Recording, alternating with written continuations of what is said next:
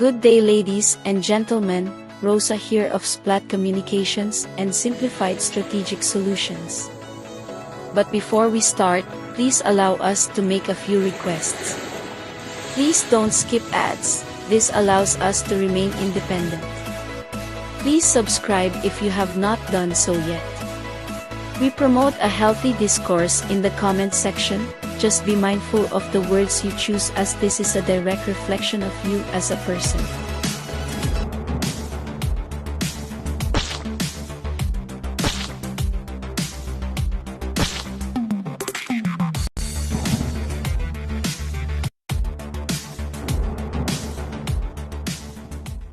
Vice President Sara Duterte, sumagot na sa mga sinabi ng dating mambabatas ng bayan muna na si Femia, Femia, Cullamat sa kanyang FB post.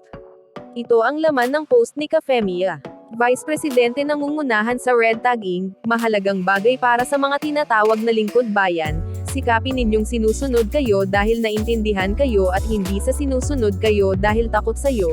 Kung ito ang patuloy na umiiral sa bayang ito, hindi aalwan ang buhay ng mga mahihirap lalo sa mga katutubo.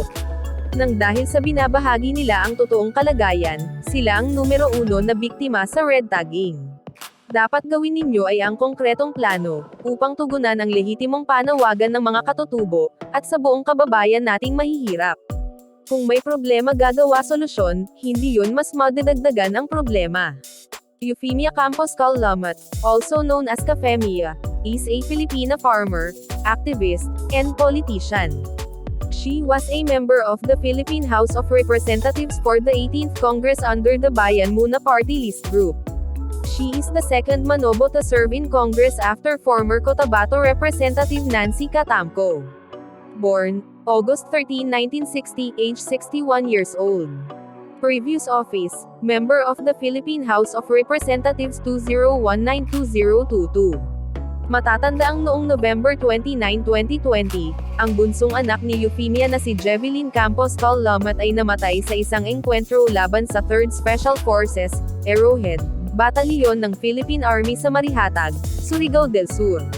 Tinukoy ng batalyon na ang anak ni Femia ay medic ng New People's Army Unit sa Surigao del Sur. Statement: I wore the traditional Bagobo Tagabawa dress to the State of the Nation address of President Ferdinand Marcos Jr. in honor of one of the tribes that form the 11 groups of people of Davao City, apart from the Christians. But I also wore it in solidarity with the Lamads of Mindanao and the many other indigenous peoples groups all over the country who have been uprising against the terrorist New People's Army's chronic exploitation of their children, arming them as new recruits, never mind if they are still minors and unable to understand the madness of the terrorism espoused by the NPA. I wore the traditional Bagobo Tagabawa dress to raise awareness of the victimization of the IPs by the NPA and the Communist Party of the Philippines and the National Democratic Front of the Philippines. It was lobbying in the open public the welfare of IPs who have always been the favorite darling of the NPA for their recruitment and attacks, which happen every time they register their resistance. It was to hold a space for another narrative unknown to many Filipinos and to bridge public awareness of what is horribly happening to the IPs in remote places. Deceptions, recruitments, and killings are carried out without mercy by the NPA's letter and their supporters. This brings me to Femia Cullamat, the mother of an NPA fighter who died in Mindanao in 2020. As an IP herself, Cullamat should apologize to her fellow IPs for allowing a terrorist group like the NPA to strip them of their dignity as a people and dragging them into a war that serves them nothing as IPs. And as a mother of a dead NPA fighter, she should apologize to her daughter for sending her to her untimely gruesome demise. Before I stepped down as mayor, Davao City was declared insurgency-free. IPs in Cotabato District and other hinterlands of Davao are now living a life free from NPA's letter. They are now safe from the likes of Cullamat. And I will continue to borrow and wear traditional dresses from IPs and other groups I want to honor and stand in solidarity with against terrorist organizations like the NPA and people like Cullamat. And I will not waver. In fact, you will see me even more relentless because I have a responsibility to the Filipino people, especially to the Filipino children. And I promise not to stop so that parents like Cullamat do not bury the bullet-ridden bodies of their children, killed in a war perpetuated by a senseless and idiotic ideology.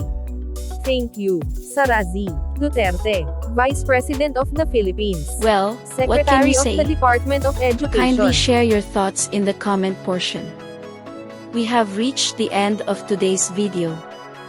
In behalf of my partner Wina and the rest of the Splat Communications and Simplified Strategic Solutions team, thank you. Till next time. Stay safe. Rosa out. Bye.